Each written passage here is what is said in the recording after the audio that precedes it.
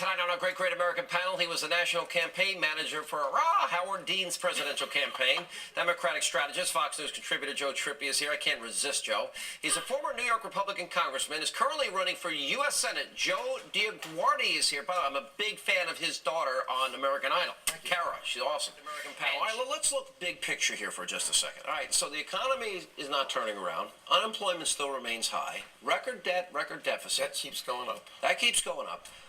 We've got these scandals, pay to play, Sestak and Romanoff. That hasn't gone away yet, even though we haven't been talking about it as much.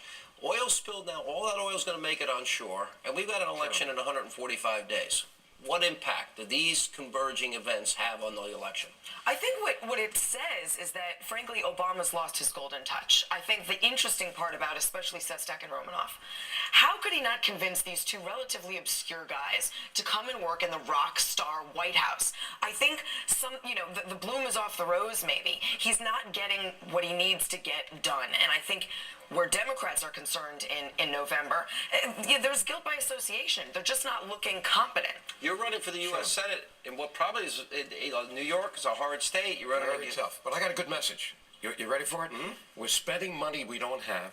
We're borrowing from countries that don't share our values, that we don't trust, like China. And guess what? We're putting the American dream in jeopardy.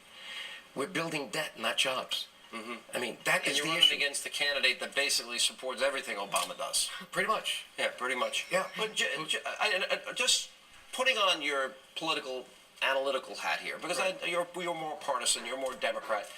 If you're running campaigns, you're nervous about now. You have to be. Well, first of all, look, this is going to be a bad year for incumbents. We're seeing that everywhere. And I keep cautioning Republicans to understand they're going to be Republican incumbents go out the window too.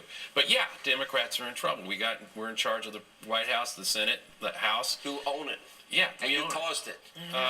Look, the there were a lot of problems that got caused by a lot of administrations that ended up on everybody's plate right now. To what extent is it that Obama doesn't listen to the people on immigration, doesn't listen to the polls on health care, doesn't listen to the polls that radical Islam is an enemy of the United States? We can't say war on terror. To what extent is he out of touch now with the American people? Look, he got elected. He won the election. Post-election. He's a different person now. Yeah, he's not there to follow polls. I think the guy's made that. I mean, he's made that abundantly clear on health care. He didn't. If you anybody, anybody with another way to interpret that. The American people be damned. No, he can't take the temperature of a room very well. I mean, and the oil spill is a perfect example. It's about, I was elected, I'm going to pass health care reform, I'm going to bust my rear to do it. And he did. And he didn't, and that's, a leader doesn't listen to the shows that the American people didn't want it. Go back to the big issue. Do you know what happened in the Gallup poll last week? The debt passed jobs as the number one issue.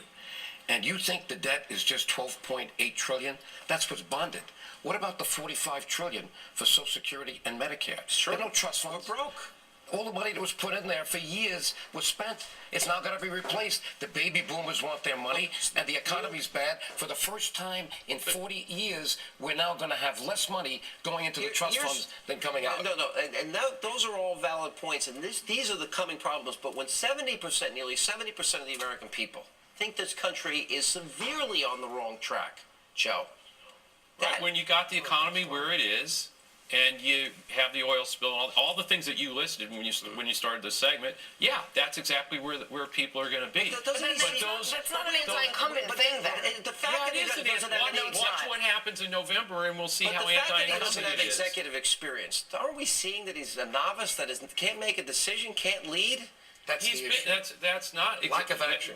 He had an agenda and has an agenda, and he's been pushing ideologically hard left, no moderation. The whole point here is you're president of the United States, yet you move forward on an agenda you think's best for the American people.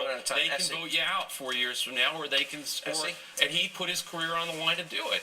He deserves some credit. I don't think he's emerged as a leader. I think he's emerged as a politician, and I used to think a very skilled one. I don't anymore. I don't see him. Well, the handling of BP says it all. Right. He just waited and waited, and now we're trying to figure out what the problem is. You got to run in there when you have a disaster of that magnitude. You got to hit the ground running. Guys, thanks for being with us. Great panel tonight. That's all the time we have left. As always, thank you for being with us.